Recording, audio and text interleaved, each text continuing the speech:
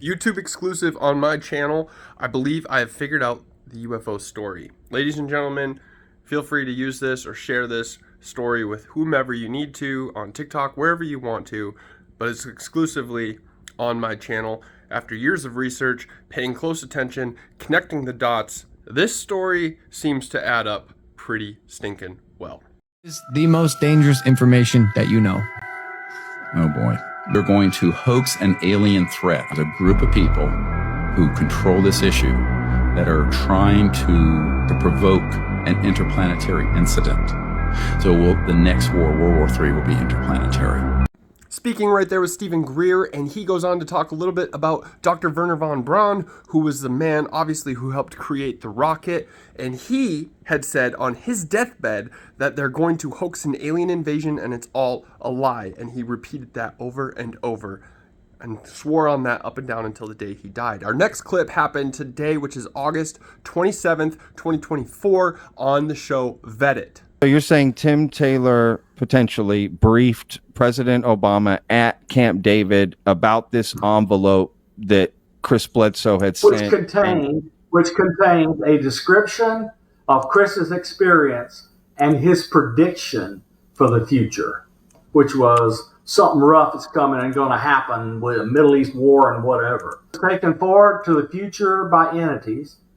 And he didn't know it was the future until he saw an astronomical event that they made sure he could see. And astronomers figured out the astronomical event happened in 2026 or something like that. And he saw a nuclear weapon being fired in the Middle East, and the entities stopping them. Now, before you guys jump off and say, oh, time travel doesn't exist, well, Nikola Tesla actually confirmed that he had seen past, present, and future during one of his experiments. He's not the only one. The CIA also calls it remote viewing. So, seeing into the future is actually a possibility. Admiral Byrd allegedly came upon something highly unexpected.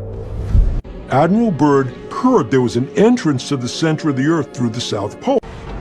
His squadron flew under the Earth, into the Earth. It turns into this lush and green area.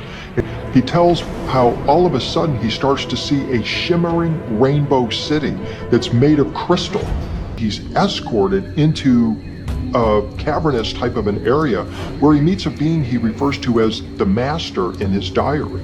The Master tells him that they're highly disappointed in what humans are doing with nuclear weapons, how they recently destroyed Hiroshima and Nagasaki, and they really are concerned about what is going on the surface of the planet. Admiral Byrd was eager to share his story, but was ordered to remain silent. Ordered to remain silent, you say? Interesting. You see, Admiral Byrd was there on a mission, Operation High Jump, and this took place between 1946 to 1947. Let's see what happened during those years. 1945, Hiroshima and Nagasaki. 1946, Admiral Byrd reaches Antarctica, has his talk with the Master. In 1947, we are talking about the crash in New Mexico. Yes, Roswell. Colonel Byrd was asked to remain silent, but what happens beyond this gets even crazier. You see, Oppenheimer, the man who created those two bombs, ended up getting his license pulled. And on top of that, we started the Antarctic and Nuclear Treaty. What is the Antarctic Treaty? The Antarctic Treaty was signed by 12 countries on December 1st, 1959 in Washington, D.C. The original signatories include Argentina, Australia, Belgium, Chile, France, Japan, New Zealand, Norway, South Africa, the Soviet Union, the United Kingdom, and the United States.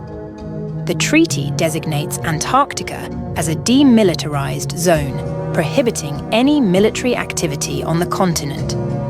Additionally, it bans nuclear explosions and the disposal of nuclear waste. One of the primary objectives of the Antarctic Treaty is to facilitate scientific research in Antarctica. It encourages international collaboration in scientific investigations, data exchange, and the exchange of personnel and equipment. Data, personnel, and equipment. Listen to this next one. The treaty stated, the aliens would not interfere in our affairs and we would not interfere in theirs. We were particularly interested that they do not interfere with anything that would affect our future. which has been violated. We would keep their presence on Earth a secret. They would furnish us with advanced technology and would help us in our technological development. Equipment. They would not make any treaty with any other Earth nation. They could abduct humans on a limited and periodic basis. Personnel. For the purpose of medical examination. Data. And monitoring of our development, with the stipulation that the humans would not be harmed, would be returned to their point of abduction, that the humans would have no memory of the event, and that the alien nation would furnish MJ-12 with a list of all human contacts and abductees on a regularly scheduled basis. And this is not being done. Nuclear treaty ends 2026. Top it off, Ross Coulthart just got done with an interview not too long ago with a man called Uri Geller, who happened to be able to bend spoons. And this man was talking in his interview saying how people in Hollywood seem to have the tip of the information and they spread it around a little bit, like Steven Spielberg in some of his movies like Close Encounters. Close Encounters happens to be one of the closest movies that we've been able to match it up with this story. As a matter of fact, this scene right here, when the guys take a step off of the spacecraft, they happen to be wearing World War II uniforms. Interestingly enough, that ties in with the story we just spoke about, isn't it?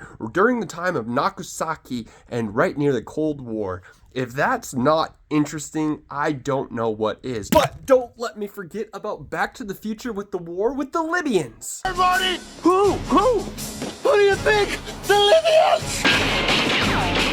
Who happens to be getting in a war in the Middle East. That's my video. Hopefully you guys enjoyed it. What do you think? Let me know in the comments section. Feel free to share this video. Love you guys all so much, and it feels so good to be done. Cut off Chicken Shoals, Flight 19. Matthew McMichael, Lieutenant, United States Naval Reserve, 0909-411. Good to have you back. Furlong, Otis Speak, Lieutenant J.G., United States Navy. They haven't even aged. Einstein was right. Einstein was probably one of them. Oh, and one last thing. You're now awake.